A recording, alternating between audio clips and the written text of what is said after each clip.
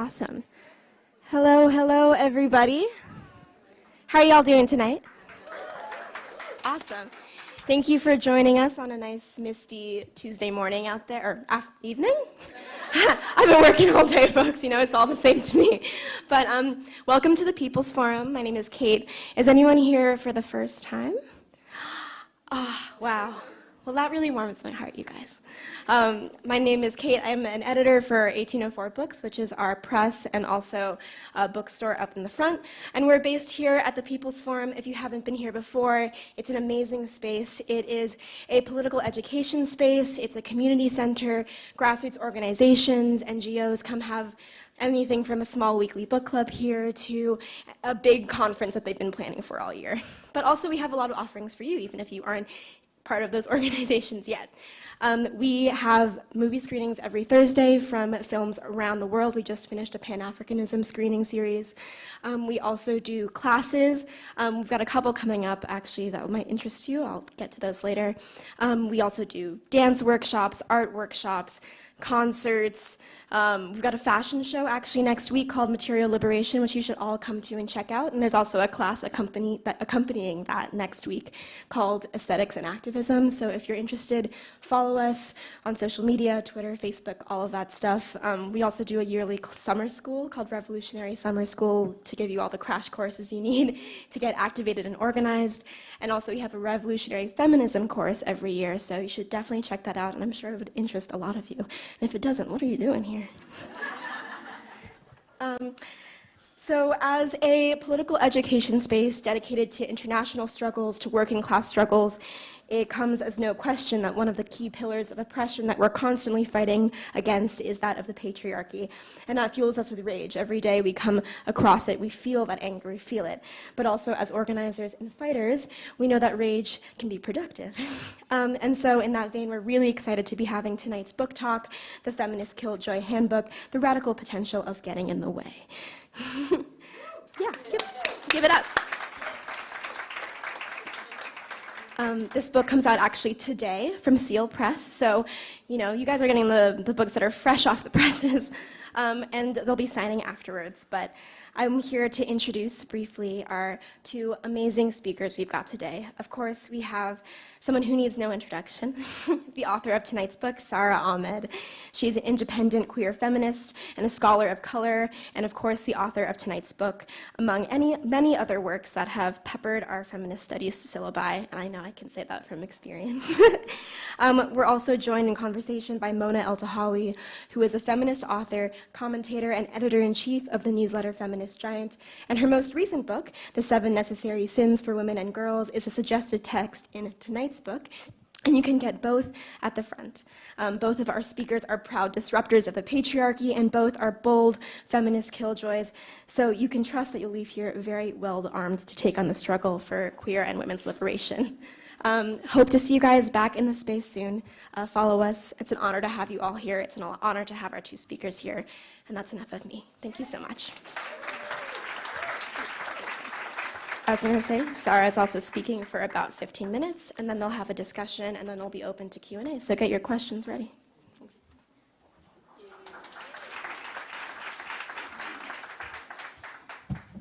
Thank you so much, Kate, and thank you to everyone for being here today, tonight. Killjoys, all of you. My name is Sara Ahmed, and I wrote this handbook for feminist killjoys, and I address you as one. Feminist Killjoy is a name we can claim, a name with a history, a negative judgment about feminists, a stereotype, those miserable feminists who make misery their mission, who get in the way of happiness or just get in the way. Misery is not our mission, but still, we claim that name because if doing the work we do gets in the way of happiness, we need to get in the way. When you claim that name for the work you do, you end up in conversation with other people who, like you, can hear in it a promise. I think of a student who wrote me a letter about her experience of being harassed by a professor. She wrote from a painful place, giving me a trigger warning for the content she was to share. At the end of her letter, she said, she did say,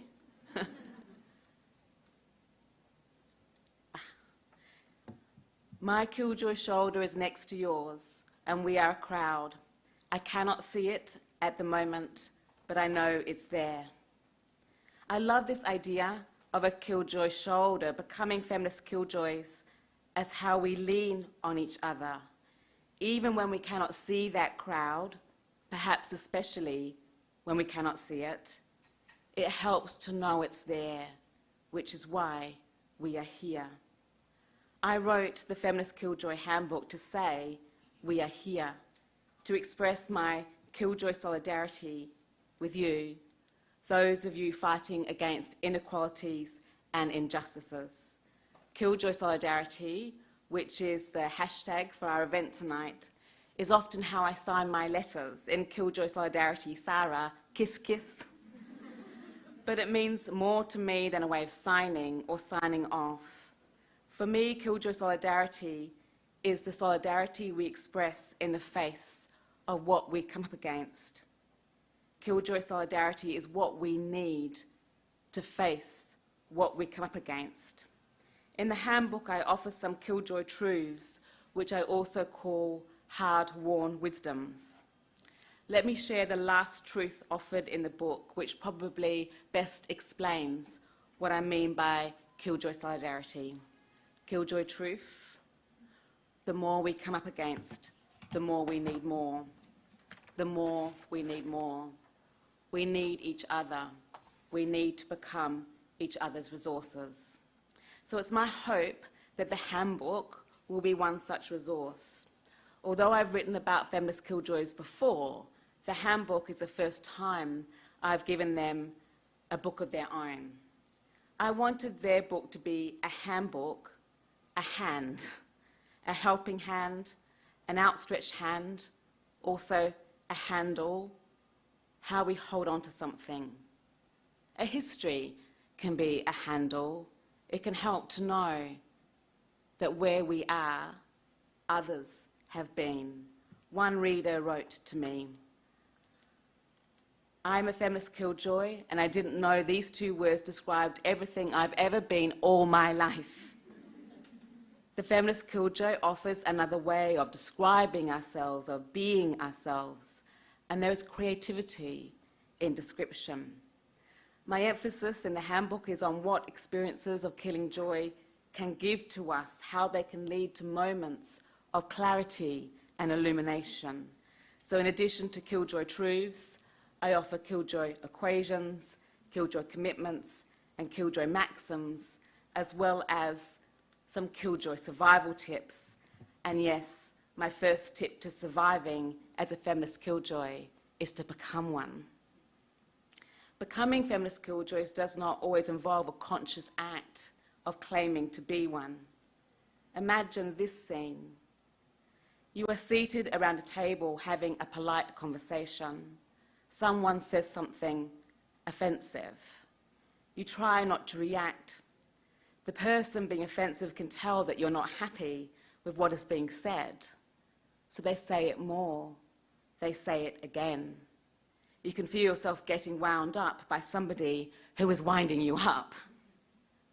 Eventually, you snap. A snap is a moment with a history, and then you come out with it. You say you have a problem with what they say. You might give that problem its name. Ableism, sexism, racism, homophobia, transphobia. But then you become the problem. You might be told you're being divisive or difficult, that you've ruined the dinner or the atmosphere. Killjoy truth. To expose a problem is to pose a problem. One way of dealing with the problem is to stop people from talking about it, or to make the people who talk about it go away. If people stop talking about a problem or they go away, it can then be assumed that the problem has gone away too. To become a feminist killjoy is to refuse to concede by letting the problem recede. You make a commitment, which I will call the core Killjoy commitment. I am willing to cause unhappiness. You can kill joy when you don't laugh at an offensive joke or when you refuse to cover over the injustices with a smile. You can kill joy because of what you do not and will not celebrate, national holidays that mark colonial conquest or the birth of a monarch. You can kill joy by entering the room because your body is a reminder of a history that gets in the way of the occupation of space. You can kill joy by asking to be addressed by the right pronouns or by correcting people if they use the wrong ones. You can kill joy by asking for that panel or that plenary not to be all white men again. You can kill joy by asking to change the room because the room they have booked is not accessible again. Killjoy truth. We have to keep saying it because they keep doing it. But even if we are saying it because of what they keep doing, we are heard as the ones repeating ourselves, a broken record, stuck on the same point. And once you are known as someone who says it, you don't even have to say it. You just have to open your mouth in a meeting and eyes start rolling. I call that a Killjoy equation. Rolling eyes equals feminist pedagogy. The negativity of that judgment sticks to us, and so we stick with it. This is what makes Killing Joy a world-making project. It's what makes Killing Joy a queer project. We redirect the no directed at us back to the institutions that do not accommodate us. But it's hard to do that work on your own. To be a killjoy at work is thus to find other killjoys. It's a survival tip, yes, but it's also a method, a life method, a research method, a way of reading texts, of recovering histories, of connecting with people at a party, of surviving institutions. I'm glad of who I found, and the handbook is for you, feminist killjoys out there still doing your thing. It's also dedicated to Neela, Gulzar, and Bell. Bell Hooks appears everywhere in the handbook, and I dedicate the chapter on activism especially to her. Why? It's obvious. Bell Hooks was always willing to name the problem: white supremacist, capitalist, imperialist patriarchy. She gives us so much killjoy inspiration because she names it. She nails it every time. It is also dedicated to my aunt, Gulzar Bano. My aunt was a poet and wrote poems as forcefully and fiercely as she lived her life. She was a Muslim feminist, doing what she could to create a less harsh and hostile world for women, especially poor women, in Pakistan. My aunt was not afraid to express her opinions. She might even have been called opinionated. I inherit so much from my auntie. The handbook is also dedicated to my friend Neela Gupta, who died when I was writing the chapter on surviving as a feminist killjoy, which I dedicated to them. Neela was deeply committed to disability justice, as well as the liberation of trans and queer people of colour. Neela taught me about Killjoy solidarity because they enacted it. Whenever we organised something, Neela would turn up if they could, even when it was difficult, even when it took so much of their time and energy. Killjoy solidarity can also be that, turning up for each other. Neela did not survive, did not get the support they needed to live their life. We shared a love for Audre Lorde's work. I'm sure many of us here share that love. And Neela and I particularly loved Lorde's writings on survival. I dedicated another book to Audre Lorde for teaching me so much about everything, and that's what she taught me. And she taught me that by teaching me not to look away from what is difficult or what compromises our happiness. Lorde describes how she was in a car listening to the radio when she heard about the acquittal of a white police officer who'd murdered a black child. This was back in 1978. Lorde tells us that she had to stop the car to get her feelings out. Sometimes we have to stop what we are doing to register the impact of violence. She teaches us that we have to take it in, the violence in, white supremacy, police brutality, to express ourselves. And what came out took the form of a poem that Lorde called Power. And that poem suggests that we need not to let our power lie limp and useless as an unconnected wire. Lorde teaches me that we have to keep our connections alive, using words like electricity, snap, snap, sizzle. In the handbook, I draw on Lorde and so many others who came before. Citation as feminist memory. Let me mention just quickly Ama Ata Aidu's Our Sister Killjoy, published in 1977, which I consider the first text to give the Killjoy a voice. Sissy, our narrator, she's our sister Killjoy, and we travel with her as she gives serious speeches and offers serious critiques of whiteness. Michelle Cliff, in If I Could Write This in Fire, describes how reading Our Sister Killjoy, with its rage against colonialism, freed her to redirect a rage outward into creativity, so that if she could write this in fire, she would. And so she did. Writing fire, catching fire. Cherie Moraga's preface to A Bridge Called My Back, this Bridge Called My Back is entitled Catching Fire. She writes, early edition copies, dog-eared and coffee-stained, have been passed from hand to hand, borrowed, then borrowed again, and liberated from library shelves. I love this idea of feminist books being passed around, worn and weathered, liberated books, liberating books. Books can be our feminist fire. So we find our own ways of keeping each other warm. I just want to share with you some of what has been shared with me as I've travelled with Feminist Killjoys as my companion.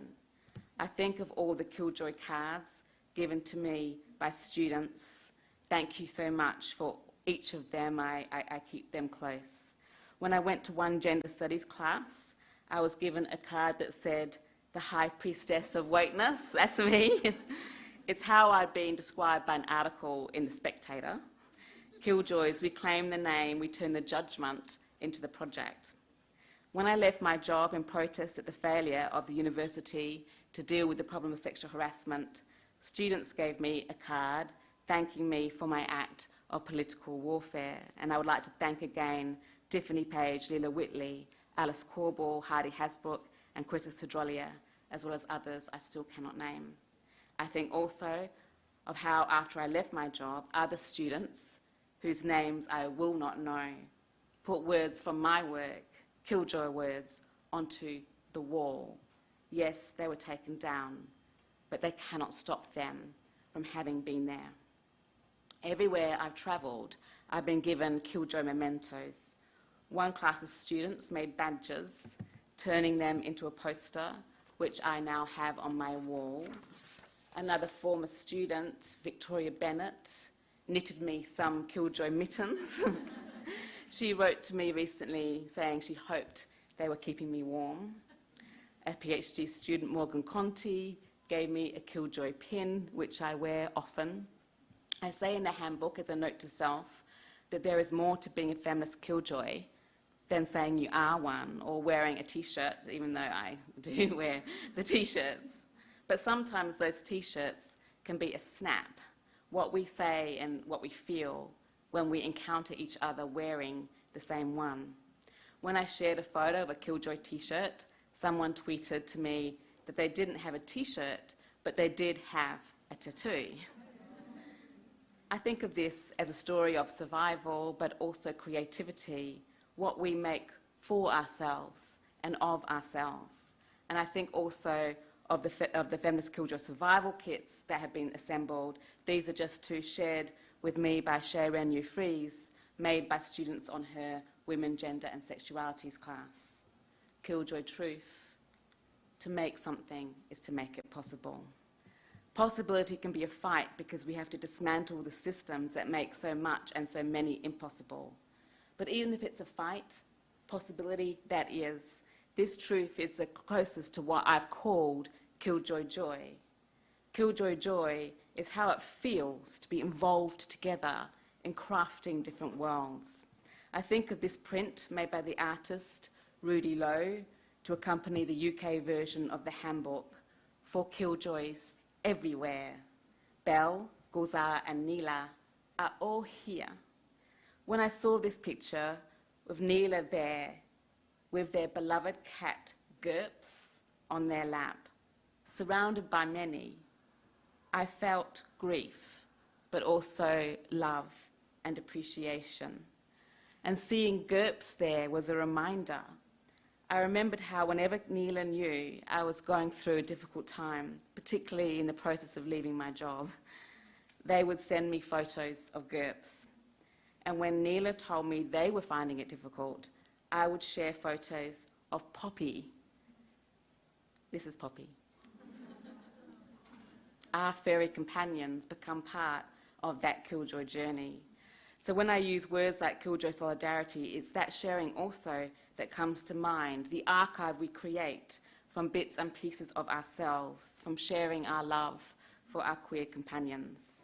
I think also of how the feminist Killjoy appears here in art and tapestry, and you'll see this beautiful piece displayed here by Azadej Munzavi, who's here today. Thank you so much for this beautiful work. The Killjoy might turn up in feminist performance. I think of the Killjoy's Castle, the Lesbian Haunted House installation by the artists Deirdre Logan and Alison Mitchell. And the feminist Killjoy can be turned into a song. So I'm going to just play for you a song with a catchy hook by my Killjoy comrade, Fiona Nicol. And Fiona performed and filmed this song herself, so it has a DIY Killjoy aesthetic.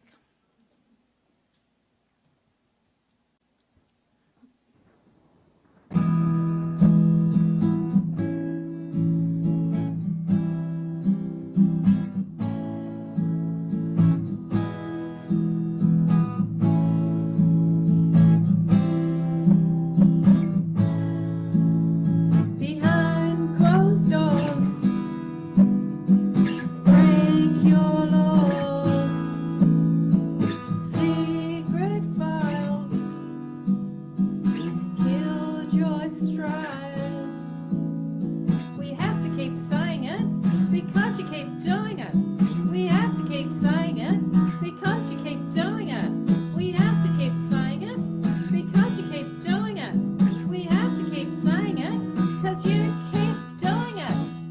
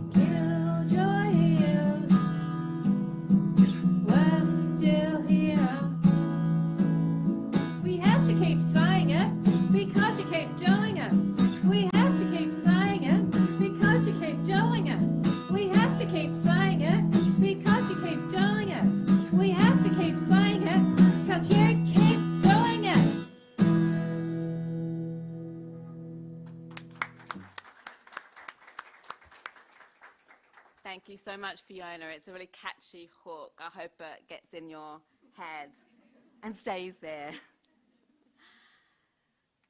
Feminist Killjoys can create and communicate. We share our knowledge. I've been very inspired by how we can turn the Feminist Killjoy into a reading group. This one was organised in Sydney by Rajni Shah. We read books together, we create space for each other. And this is why I have a recommended reading list for Killjoys at the end of the handbook. And one of these books is the incredible 7 Necessary Sins for Women and Girls by Mona Eltahawy, who is here today, who has been out there lighting so many feminist fires and turning that hand also into sort of the hand gesture, which is another Killjoy transformation. I'm delighted to be joined by Mona for a conversation about feminist killjoys and other rude, uncivil feminists. So please welcome Mona.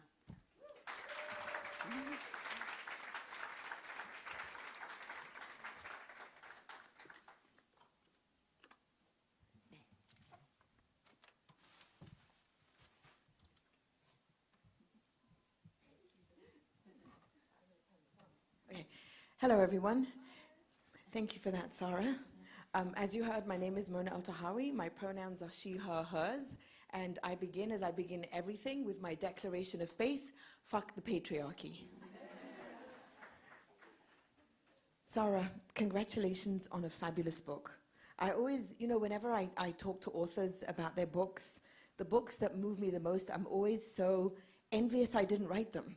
I know that I really love a book because I'm like, God, I wish I'd written that. Fabulous. So the love is mutual.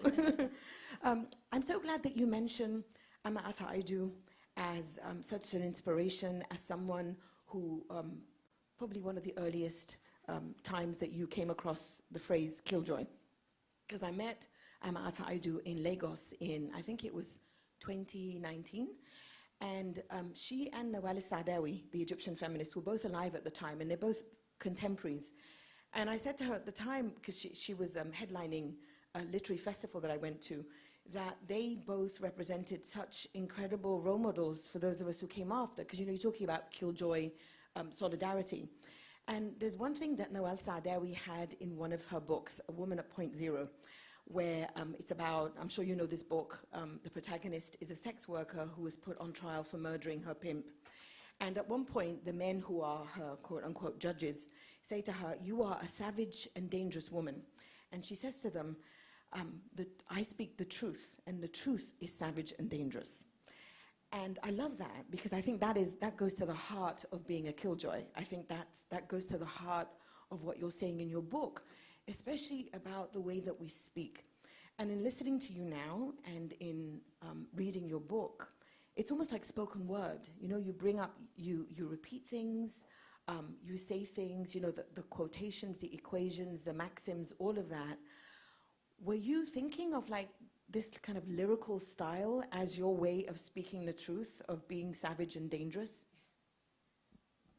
Oh, we're sharing them. I don't know. Should I bring, because we have to speak in the mic, otherwise they won't hear us on the live stream. Should I take that one? Oh, we can share. Yeah, I think that for me, the Killjoy truths, I use the language of truth right throughout the handbook, and it's probably the first time in a book where truth has been the word that has come to me for the work that we are doing. And so much of that truth is about, I call it hard-worn wisdoms, the things that we know because they keep happening, they keep coming up. And I think part of how power works is to make the person who is told they are savage and dangerous feel responsible for what happens to them, that you've caused this action or this situation because of your failure to identify with what is good and compliant and right and moral. And so many of the virtues, compliance, silence, are really about submission to authority. So I think a killjoy truth is what you know because of what keeps coming up, but it's also about who you have to be in order to point that out, because sometimes it can feel like the best way of responding to really harsh and hostile structures is to try not to notice them or to not name them, not make them part of the argument or the language that you're using. So the killjoy, in a way, is willing to say it and willingness to be judged as causing the hostility that is directed toward them. And I think repetition is very important to me because I do keep repeating myself, it's true. And in a way, you're heard as a broken record, you're heard as the one who's stuck on the same point. But really what is not being heard is what you're responding to, what you're pointing out. And it's incredibly hard to keep being made the problem because it's hard when you keep having the same problem not to feel that the problem is you. So for me, part of the killjoy truth is also finding other people who can hear it or who can get it because they've been there. So the truth is also very much a shared, collective and creative praxis. And it is about those who came before us, who were willing to be judged as savage and dangerous because of that truth. Yeah, I love that. I speak the truth, and the truth is savage and dangerous because it's a reminder that feminism is not here to placate people. It's not here to make people feel good. And the fact that she was accused of being savage and dangerous when she's pointing out what is savage and dangerous, I think goes to the heart of your book. And I love your attack on happiness, because we're in the most powerful, wealthiest country probably in the history of humanity. And in its so-called Declaration of Independence is life, liberty, and the pursuit of happiness.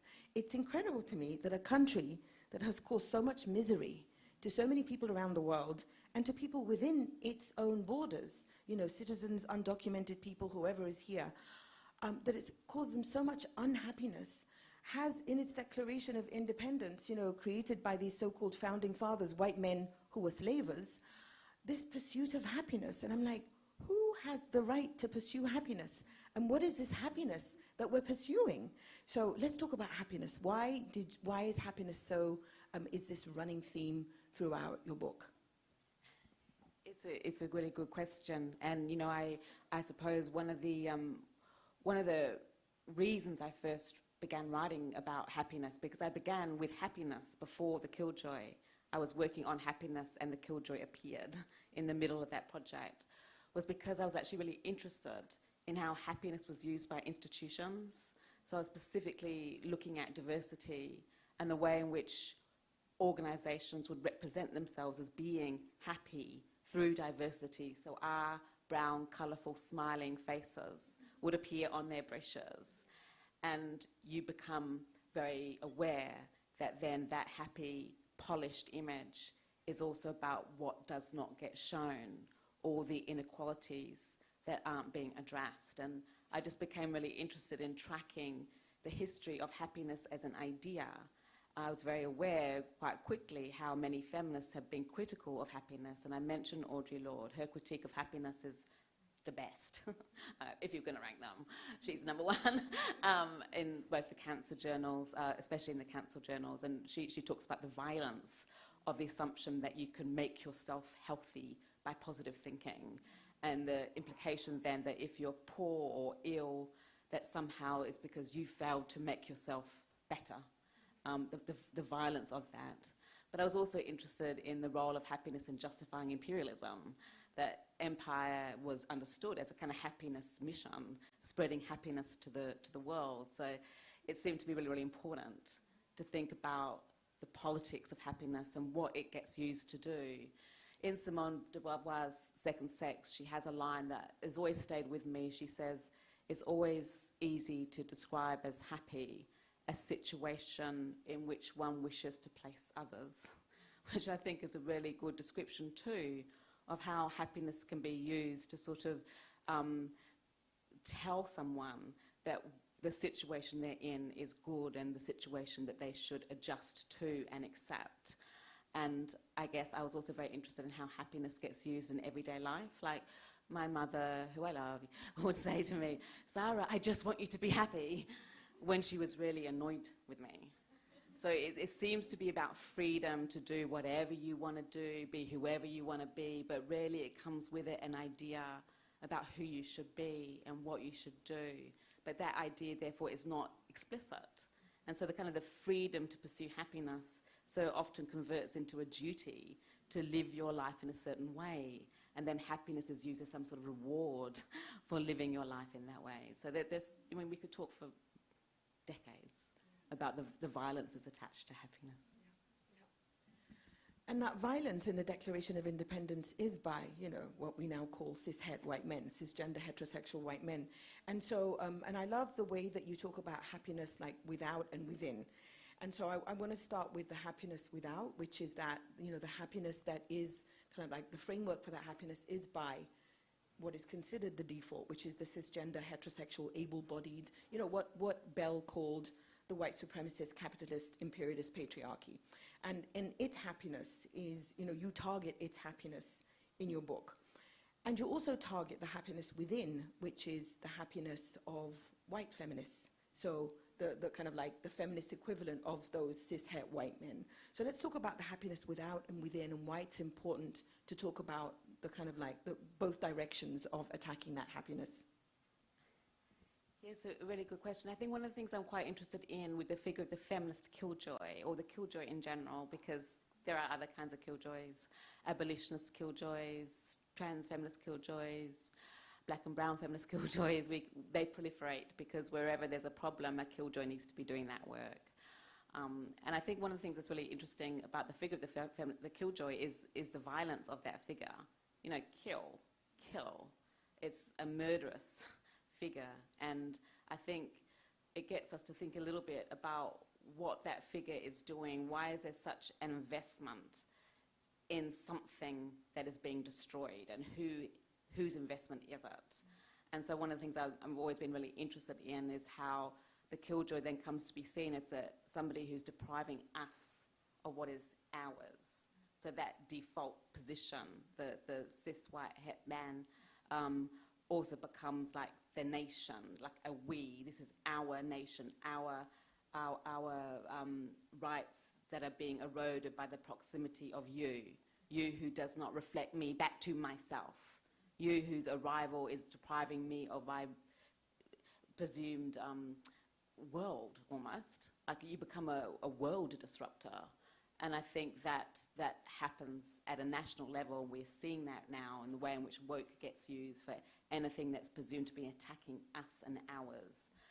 And for many of us, feminists of colour, queers of colour, we also see how that same entitlement to a we, this is ours, happens within feminism. So you try and address racism within feminism, and you are killing feminist joy, and you're killing feminist joy, you're taking away what is presumed to be theirs. And that happens over and over again. So I cite in the handbook Audre Lorde's piece in the feminist classic, Charting the Journey, and she's talking about one of the really early women's liberation conferences in Bristol, I think it was, and how she made this point that anti-racism should be a core feminist demand. She's making the point in a kind of panel, and the person who represents what that panel discussed didn't mention her point. So she got blanked, she got ignored, and it was like she hadn't said anything. And that's what's really interesting to me. So it wasn't that the feminist of colour wasn't there making the point about racism. She was there, but she wasn't recorded as being there. So for me, the issue partly about the feminist killjoy and what kind of attention she's asking us to bring to the world is to begin to think about the ways in which the story has been told from that point of view. And the repetition is also the repetition of the erasure. It's not that the woman of colour wasn't there making a point, doing the work. She wasn't recorded as being there. So often to retrieve the feminist killjoy and to find the energy of it, you have to go to the margins of the feminist text or the margins of the party, where the interesting people are. So it's very interesting to think about the work we do to get beyond that default is also how we find each other. I really appreciate your use of the words we, us, they, all those words that seem to kind of like to symbolize some kind of unity that doesn't exist. I mean, like unity at what cost and at whose cost? Because as you remind us in the book, There was a time when it was lesbian feminists who were being accused of ruining it for everyone. And now it's trans people who are being accused of ruining it for everyone. So we've got the so-called gender critical feminists, the transphobes who are like, this isn't real feminism, quote unquote, all the awful transphobic slurs that are flung against anyone who's trans. And here in the US and in the UK, but especially here in the US, there have been a record-breaking number of legislation, or like just legislation across the board. There's this panic, this deliberately manufactured panic against trans people, against queerness generally, but focusing specifically on trans people.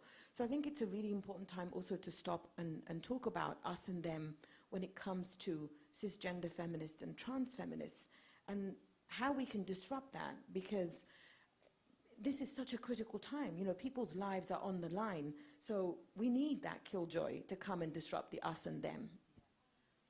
Yeah, absolutely. We do need the killjoy to come and disrupt the us and them. And I think it's really important to acknowledge that this is an incredibly hostile environment right now. And when I think about killjoy solidarity, I'm thinking also about solidarity, especially with trans people who are so targeted right now. And I know when I've gone around the UK and talked about feminist killjoys, because I've got a handbook on feminist killjoys. Many of the people in the audience, trans people and some queer people, have said to me, I'm frightened right now that it's not the constant representation of trans people as a danger to women and children, really echoing old homophobic narratives about some of us recruiting and endangering those who are vulnerable. It's just constant wall of resentment, and the ways in which some feminists have been not just participating in it, but enabling it, and then trying to revitalize categories that have been used against many of us, like sex or nature or natal, and they're doing so in order to exclude trans women from feminism in a way that is really just violent, and we need to stand up against that. And I think the question for a lot of us is how, because in the UK, that version of feminism, gender critical feminism, has a lot of dominance in the media and in government, and we have the Prime Minister talking about women being cancelled and wanting to make biological sex and the equality legislation. It's really hard to know where to go and what to do. And I think partly that's why creating spaces in which we can articulate how we feel about that is really, really important. I think always feeling that you have to say no to such uses and abuses of categories like sex is exhausting, and what we also need to do is create our own killjoy feminisms and trans feminisms out of our experiences of being in the world, in the complicated, messy worlds that we're in. It's incredibly complicated because, one of the ways that, and they're mostly white cisgender feminists in the UK who are transphobic, one of the ways that they attack me when, I use inclusive language and I say that, I hope to be an ally to trans people is, oh my God, don't you know what they're doing to women in Egypt? Don't you know about as if I don't know about female genital mutilation, as if I don't know what's happening in Egypt, as if I haven't written a whole book about what's happening, in the part of the world where I come from, and as if there aren't trans people in Egypt, and that's the thing. So it's incredibly racist. It's such a race, at its heart, it's an incredibly racist as well as transphobic kind of onslaught. And it's just fucking exhausting. So, how do you juggle this fucking exhaustion? I think it's a good question. I think part of the work of being a killjoy is working out what to do and how much to do about the worlds that make it so hard to be who you understand yourself to be. It can be exhausting when you have to fight for an existence. And one of the killjoy truths is when you have to fight for an existence, fighting can become an existence. I think that's why we do need each other. That's why probably, if anything, the strongest theme of this work is about solidarity and connection. I also think it's also about recognising that there's only so much we can do. And I think sometimes it's okay to withdraw not to listen to that debate, not to engage with that person, not to even recognize that they're doing what they're doing, just to create your own space, to protect yourself. I think that's important. I also think that, you know, the killjoy is willing to name the problem. But in the work of the killjoy, there's also a lot of joy, because, you know, if happiness is really about what you have to give up, refusing that also means you're opening up possibilities for living your life in a different way. And I think that part of our exhaustion is the fact that the structures we oppose still exist. But in the work of opposing them, we're also creating spaces and other ways of doing things that can be about joy and pleasure and fun. Like, have you noticed that killjoys tend to be quite funny? I mean, even I've been known to be, no, I'm not like a really funny person, but I can be funny. And I think there's laughter, like when I say rolling eyes equals feminist pedagogy, we laugh. We laugh because we recognize it, because we've been there, and there can be joy and lightness and relief, even in the task and the work of naming the problem. And I think that's important when you're with other people who see it, they see the violence of cis-normativity. It's such a relief. So be with those people. Absolutely. I mean, part of the fun as well is recognizing both the power and the fragility of the systems and institutions that we're up against. Because you mentioned at one point in your book feminism being used as one of the reasons for a divorce. And I was actually named in divorce papers by this man who said, and she read Mona Eltahawy and it ruined our marriage. And I'm like, fuck yeah. So, I mean, there is that joy too, you know, where you're like, I ruined a marriage that should be ruined. So this fragility and power at the same time is something that we also recognize in ourselves, that we're also incredibly fragile because of the violence that is enacted upon us for our various identities. But we also have this power too, you know, to ruin marriages. So let's talk about that power as well. I love that. Yeah, we do need to ruin what ruins. Like there is in the act of destroying what's destructive, something creative. Yeah, no, I like that. What was your question again? I was so distracted by that story. The power, yeah, about the fragility and the power that we kind of stand in between. We're kind of like 1 foot in power and 1 foot in fragility. I think it's a very good question. And when I talked about my auntie Gulzar, I mentioned her fierceness. But there was also a way in which, in being fierce as a feminist, in being willing to speak back as she was, you know, a Muslim feminist, she would always say that people assumed as a Muslim woman she would be quiet and submissive, and she'd be like, I'm not like that, you know, she's not like that. And there's a power there just because you exceed an expectation of what you can be and what you can do. And sometimes, in a way, like the expectations that surround us, like we enter the world with so much presumed about what we can be and what we can do. And we actually exercise our power by refusing to be limited in that way. And there's something very, very, there's something very agentic, it's not like the right word, it's something more powerful than the word agentic, in just saying no to the presumption of who you will be. And I think there is a power in that. I think one of the things that's would be really hard to make an argument about in the handbook was actually the ways in which, as feminists, you're sometimes invited to be exercising power in ways that are actually quite complicated and destructive. And one of the more difficult arguments I made in the activism chapter is that sometimes some feminists, in order to gain power within institutions, end up identifying with them and their projects in such a way that they then want to turn away from those who have direct experience of institutional violence and other kinds of violence. So there is a way in which we need to not presume that when we exercise power as feminist subjects that we do so in a way that necessarily reflects feminist values. And I think I talk about, you know, the problem of paper feminists.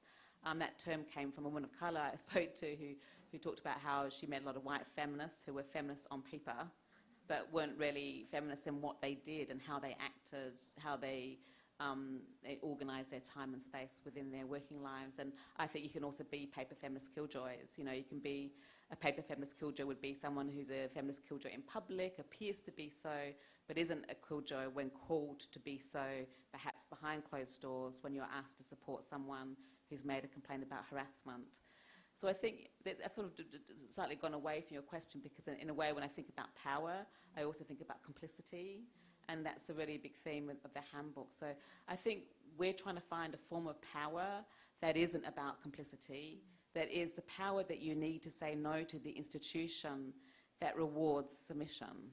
And that involves, you know, ruining marriages, and it also involves being willing to ruin institutions. I mean, I ruined my institution, I hope, just by, you know, publicly declaring that there have been inquiries into sexual harassment. It was seen as a very disloyal, even anti-feminist action by some, because it brought the institution into disrepute. And I do think we need to use our power collectively to bring the violent institutions into disrepute. And that's quite hard, because there's quite a high price to pay for that. It's kind of like the power to corrupt without being corrupted. If I could kind of like take what, you know, the kind of the poetry of your book. You know, at one point in your book, you mentioned there's this great anecdote about how during an investigation into sexual harassment, a secretary made available a file that helped the student who was pushing to get an investigation into sexual harassment to be looked into. And you talk about how this file just became so pivotal. And I love this idea of disruption from these anonymous people, because when I was a teenager, my family moved to Saudi Arabia when I was 15. And I became a feminist before I discovered the word feminist. But I discovered the word feminist on the bookshelves of the university I went to in Saudi Arabia. It had no women and gender studies program, but some kind of like revolutionary librarian or professor, kind of like the secretary, created a feminist bookshelf in our university library. And I remember discovering these books, and I was terrified, because I knew that once I opened those books, they would just unravel everything. And so, of course, I would go back and open the books, and then I would run away. And then I would go back, and then I would run away. So it speaks both to the power of that anonymous secretary, or whoever the librarian was, in kind of giving us these Molotov cocktails or, you know, grenades that basically blow up our lives because they need to be blown up. And it also speaks to what you were saying about books liberated from university shelves, because I didn't liberate the books, but the books liberated me. So let's talk about that kind of like the anonymous, kind of the hand that gives us the Molotov cocktail that blows us up and liberates us. It's a beautiful question, and I love that story as well. I mean, I think what was really striking to me when I did the research on complaint, that story came from that research, was how this student was feeling really like alone. The complaint was actually about disability discrimination, but she was feeling that the wall's coming down. Yeah, she felt the wall. You know how sometimes you can just tell you're not going to get anywhere, and you feel despondent and alone. And then suddenly this file appears on the student union's fax machine. She doesn't know where it came from, but she suspected it was a secretary who had been at that same meeting. And of course, it's not surprising that the secretary is the one who is the saboteur, because the secretary, that word comes from secrets. The secretary is a keeper of secrets. So she knew there was a file, so she knew how to release it. And in that file was this history of past students who'd made the same complaint earlier. And so suddenly this student who was saying no to the institution in a very, you know, she was, in her terms, I refuse to be grovelingly grateful. She was saying no to the institution. Suddenly she had company. And I think there's something about that really struck a chord in me, because it's like sometimes in the present, maybe you're waiting for your life to be exploded, you're waiting for that book, but you feel really, really on your own. And maybe you're not quite sure if you can say no as loudly as you need to, or maybe you just feel that you're just not going to get anywhere. But to know that because you did try, she tried to make a complaint, you begin to realize that you can release these past actions that they can come out. Your no can bring other no's out. And I like the idea that sometimes it is a secretary who's at that meeting, unexpected encounters, people that you don't even necessarily know can be the ones who give you something that leads to a changed relation to the world. And I think that's really interesting, because sometimes academics might presume that the administrators are ones who are towing the line and they have no room to do the worker critique, and the academics are the really critical anti-institutional ones. But maybe sometimes the anti-institutional loud people are more complicit with the machinery, and those who are quietly in the meetings are the ones who are getting their file out. You know, and I think I love that about the feminist book shelf, where you're meeting somebody, meeting not just people, but other ways of thinking about our lives, and how that can be a revolutionary encounter. So yeah, I think it's really interesting to think about the Killjoy's journey, or the feminist journey, the unexpected places and people that we encounter that lead us to a different relation to the world. Absolutely, because one of those books was by Sara Ahmed, the Egyptian feminist that I mentioned. You know, I told Eltahawy, you know, that I was honored to meet her because I considered her and Noel, you know, our foremothers. And I remember when I was 13 years old, before we moved to Saudi, because my family was in London. We moved to London when I was 7, and we moved from the UK to Saudi Arabia, which is why I was losing my fucking mind. And those books on the bookshelves were, you know, were so important to me. But when I was 13, there was this documentary on Egypt on one of the channels on television in London. And Noel Saadawi comes on, and you know, she was this woman with this like shocking white hair. And she spoke very forthrightly. And she said some, you know, really critical things, deservedly, about Egypt. And then the documentary film spoke to some Egyptian men, and they were like, this woman is ruining Egypt's reputation. And I was like 13 years old, and I was like, how do you ruin a country's reputation? How does one woman ruin a country's reputation? I was really taken with this idea. I was like, God, I want to ruin a country's reputation. I'm like, how do I do that, you know?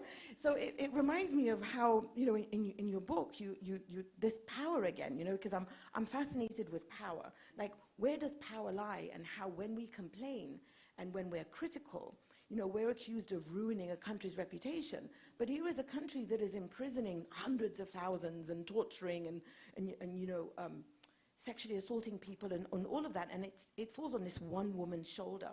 So let's talk about the equations that you disrupt in your book. Yeah, I mean, I think ruining reputations and who is presumed to do that work of ruining a reputation. I mean, sometimes when people say, oh, if this got out, it would ruin the reputation of such and such institution or country, then my response is, well, then shouldn't it be ruined? Like, it's the truth. That's the violence that's happening here. So therefore, to preserve the reputation of a country or an institution requires keeping quiet about what is going on. And so maybe what we're looking at is one person becomes the one who ruins reputation because everybody else has been kept quiet, or at least we haven't heard what they've had to say because of some system for rendering what they've said illegible. Maybe there's been a non-disclosure agreement, maybe their texts have been burned, maybe the voices that said no and spoke out about that violence, they're there, but we just haven't been able to hear them because of the violence itself, because violence often removes those who say no to it. That's part of what violence does. So yeah, I mean, I think the way in which it becomes about the one person is for me, it's also a story about all the other people who you don't hear about, who did actually refuse to go along with it. And I think, you know, I really want to do us to work more on feeling more confident about ruining reputations of organisations. But I think, of course, obviously it's quite difficult if you're in an organisation, say, one that is really unjust in how it treats its workers. There can be a very sense of the potential costs of actually addressing that. You have to do it collectively. That's why we have unions. But there's a way in which making it costly to identify power is power. That's how it works. But thankfully, there are some people who disrupt it. And each time that happens, it's a political gift. So I'm glad you ruined the reputation of your institution, deservedly. I want to be mindful of time because I know that I have to. Kate, is this? Where's Kate? Oh, hi. Should I open it up to questions? You're not Kate, sorry. Yeah, is it time to open up to questions? Because I could talk to you all night, but I do want people to have questions too. All right, so let's open it up to questions. I don't know if there's going to be a roving mic. How are we going to do this? Ah, okay. That mic, fabulous. And there are mics there as well. Okay. So please make yourself known if you have a question for Sara.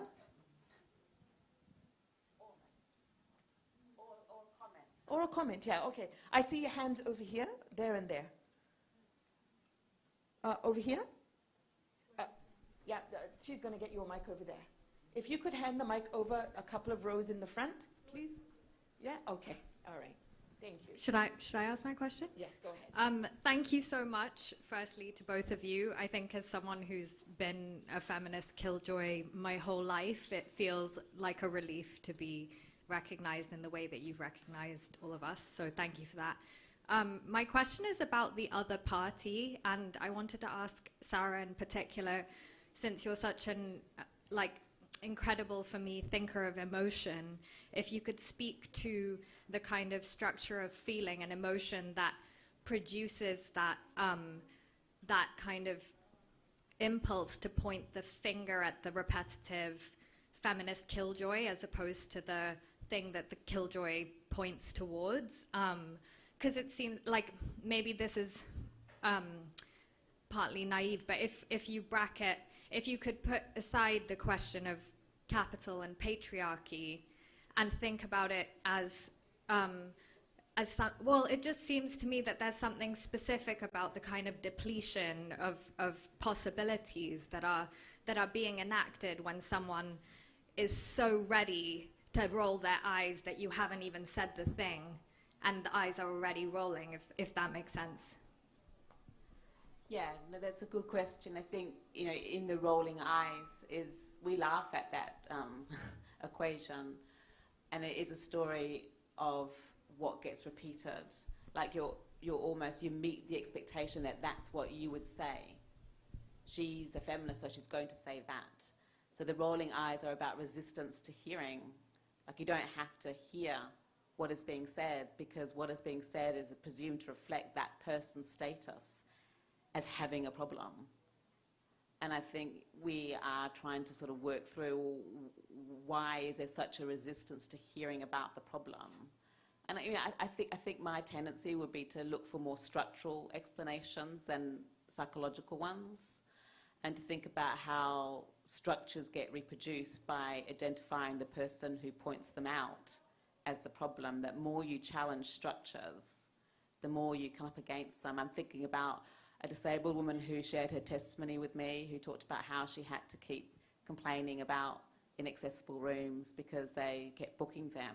And she did talk about how exhausting it was to do that work, but she also talked about how, because she had to speak out, others did not. It became her issue. So in a way, the kind of presumption that the person who can't enter or the person who can't be in a space is responsible for changing the space or for changing the building is what makes the building and the space be reproduced as being for certain people. So the kind of like the rolling eyes dynamic, it looks like an interpersonal phenomena, but really it's a profoundly institutional and social problem about how those who can't be in certain spaces are made responsible for changing them. And I call the work of having to change the spaces that don't accommodate you diversity work, and it can be very wearing. Thank you so much. This is a question about language. I guess, for example, you mentioned Nawal al-Saadawi, and you mentioned some great thinkers and writers in your own very profound theory work. And I really wonder about the fact that probably most of these academics or politicians or journalists we talk to have never read any of this stuff. Like, they've never read, Saadawi's work, they've never read your work, and yet they have so many opinions. And, how how have you been thinking about this idea of language, the language that we use in these spaces, in order to sort of bring people together rather than sort of create this opacity that I feel divides people even more? And we can maintain a complexity of thought and knowledge, and yet I guess you both use language that's very accessible. So that's my question. So I'm a journalist, and I'm starting a PhD, so that's why I'm like between those two worlds as you are as well. Thank you. Oh, okay. Well, I'm not an academic, so my language, I was also a journalist for a long time and then became an opinion writer. So my language is basically the way I speak, and I think that accessibility means so many things, accessible spaces and accessible language, because I think, especially in a space like this where we're talking about marginalized communities, working class communities, people who don't have access to quote-unquote knowledge, how do you want to reach people, and how do you want to be accessible to them? So I think language is crucial to that. Yeah, our language needs to be language that is accessible, and we need to make that word pliable enough to mean accessible physical spaces, accessible intellectual spaces, accessible emotional spaces, and I think language is crucial for all of those things. I really agree with that as well. I mean, I partly wrote the Feminist Killjoy Handbook because I'm committed to the project of making feminist ideas accessible. Like, for me, the transformation that comes from contact with feminist ideas is precious, and everyone should have access to that. And I have been lucky enough to be supported by a university press as an academic, and I couldn't have done a lot of the work I've done without that support. But university press books are very, very expensive, and they're not accessible to many people. So I really wanted to write a book by a trade press. Thank you very much, Seal Press, for supporting this.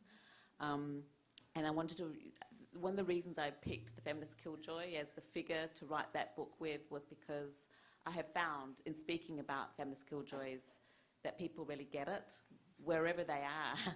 In whatever conversation I'm having, there's a kind of sense of connection. So access can be about the way in which we share and relay experiences that have resonance for others. For me, I was an academic, and I'm gradually becoming less so in time, and I think partly that is about language. It wasn't a deliberate choice for me to write more accessibly, but as I was writing my blog in 2013, it started, I was beginning to write more quickly, and I had a sense of an audience or a readership that was there responding to me. And I think that helped loosen my language so that it became less about academic arguments and crafting them in the way that I was used to doing, which is nothing wrong with that, but that's not the only way in which we can communicate. And I'm glad to keep learning about how to write differently and how to write in a way that enables people to connect and to meet through words, because actually I really love language and I love words, and I think some of our most brilliant revolutionaries have been poets. Definitely. I'll keep it because I think all the questions are going to come to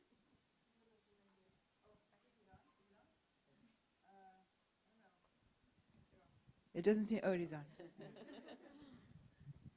Firstly, thank you so much, Sara and Mona.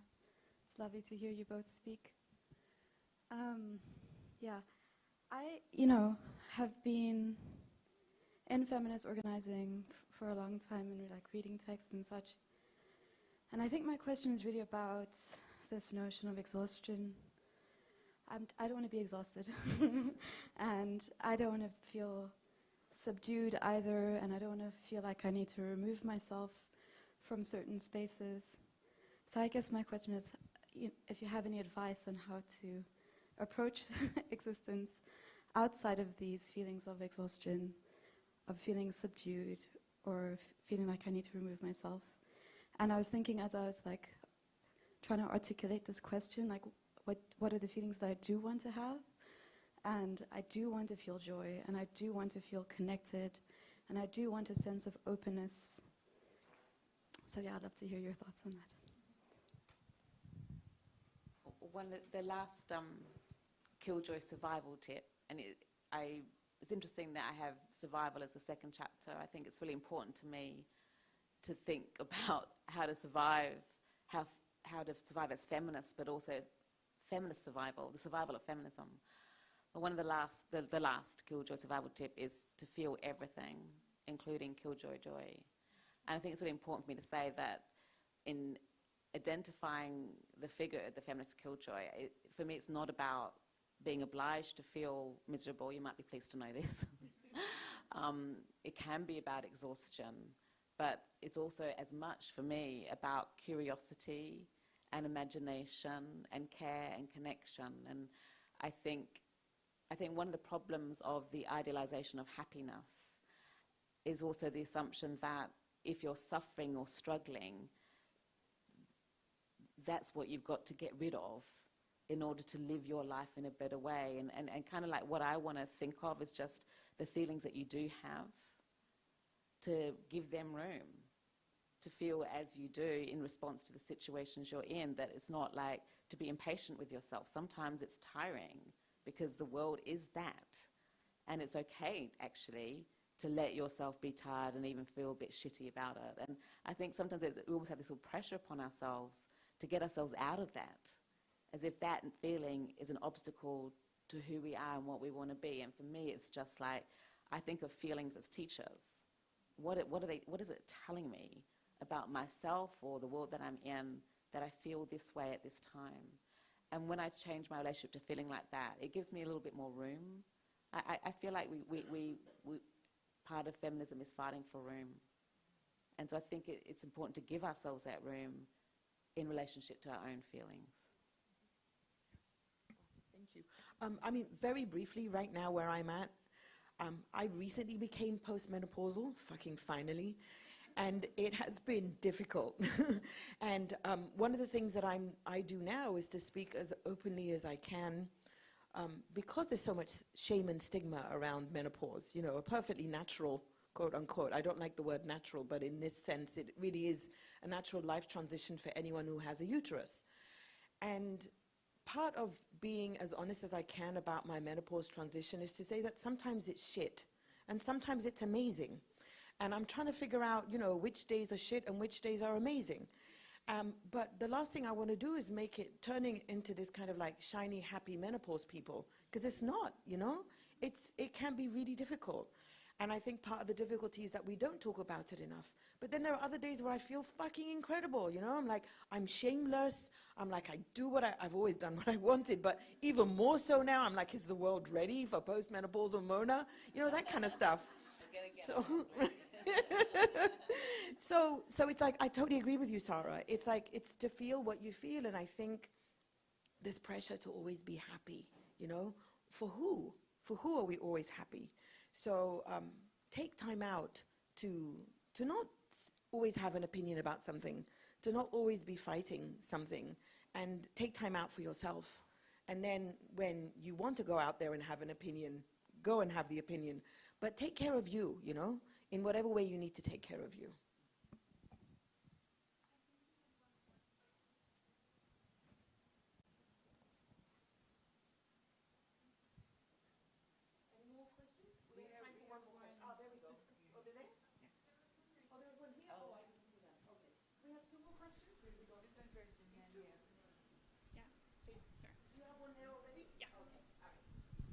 Hi, yeah, this conversation has been really amazing and invigorating.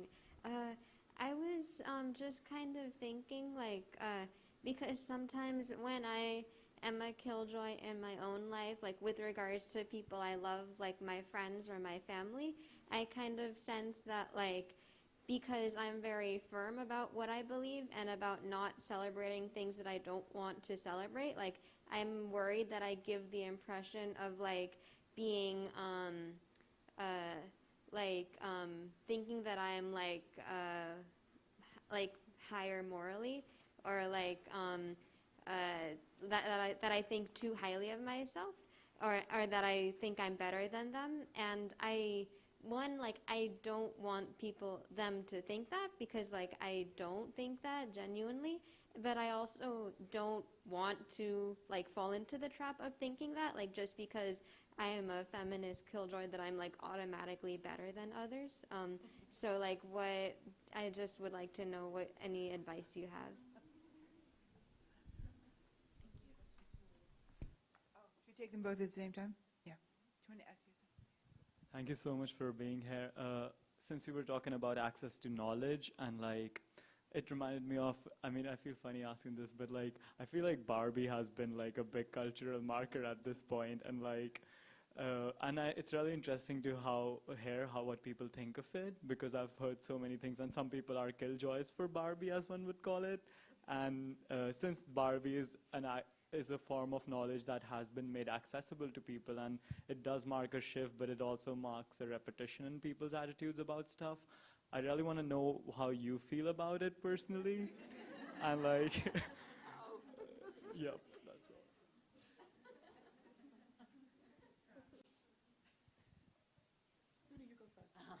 all.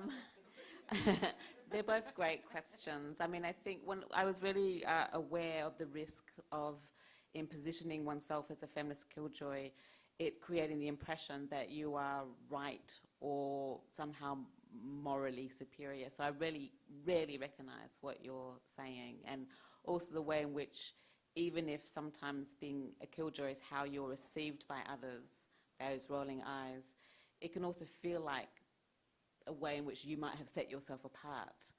I'm not going to go and celebrate your wedding, so that you feel like you're the one who is somehow, in not participating in something, questioning other people's attachments in a way that you wouldn't necessarily want to do. And I think that's really complicated. And one of the killjoy survival tips, I'm not going to go into it it's too complex to go into in much depth, but is listen to the feminist killjoy as if she's another person. So rather than thinking about, well, as a feminist killjoy, I object to X, it's also being aware that you can be positioning others as killjoys, as getting in the way of your happiness, so that the information that the killjoy has to give us doesn't always come from us. It's also like being a killjoy can also just be quite difficult, because you might want to maintain good relations with the people around that table. And sometimes it's a risk to say something, and so you don't say something, and sometimes you do say something. It's all very messy and complicated.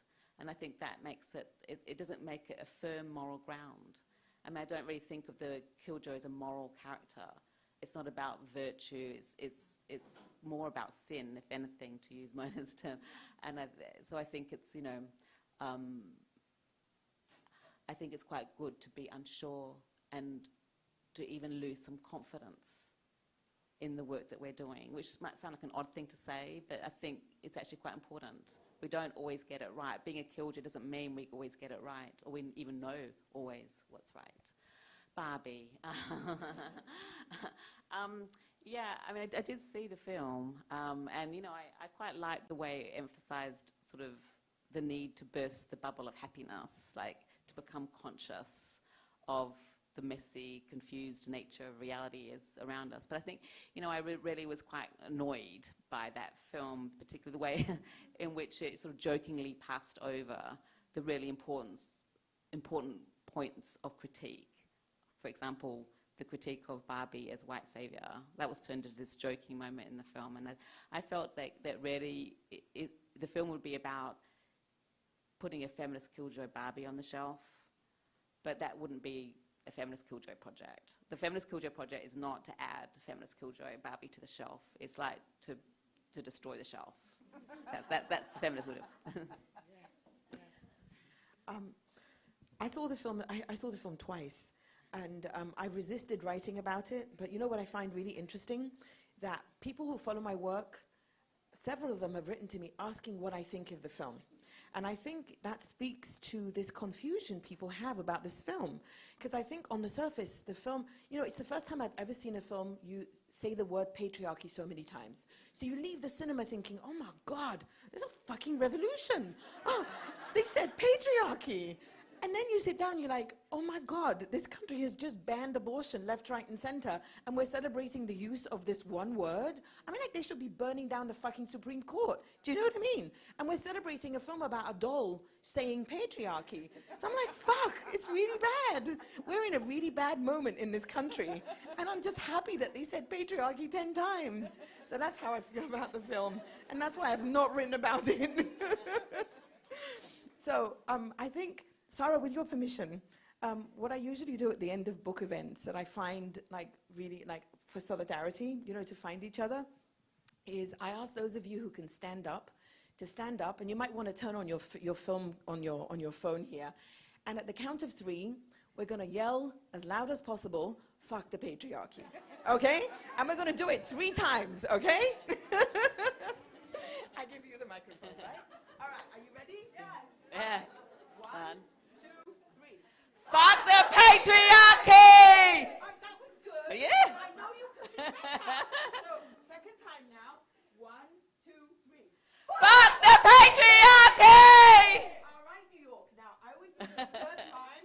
This is now for Trump, for Eric, for Netanyahu, for MBS, for Modi, for whoever you want to get the message, okay? So it's going to be super fucking loud, all right? 1, 2, 3. Fuck the patriarchy!